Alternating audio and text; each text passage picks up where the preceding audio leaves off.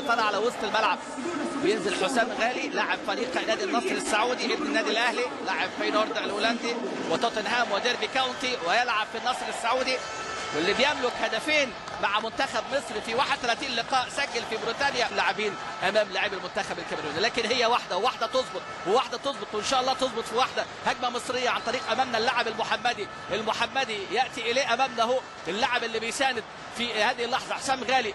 احمد حسن تبادل كرات من جانب لاعبي المنتخب المصري الى محمد ناجي جده، لازم كده كره اكس.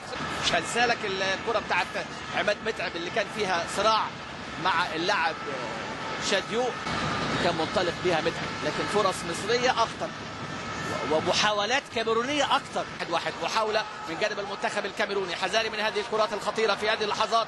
ادي امامنا اللاعب بديمو، صراع كبير، محاولات مصريه في اول 5 دقائق لاحراز هدف. اضاع متعب واضاع ديدان كورتين، وانهينا شوط يعني بقوه، وكان في فرصه ايضا لمتعب.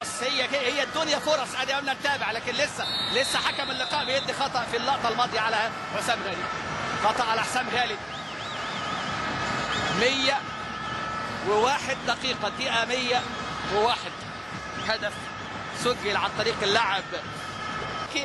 لاعب فريق نادي بيرلي اللي نزل بديلا في بداية الشوط الإضافي الثاني. ادي امامنا هو الصراع وادي الالتحامات والقوة.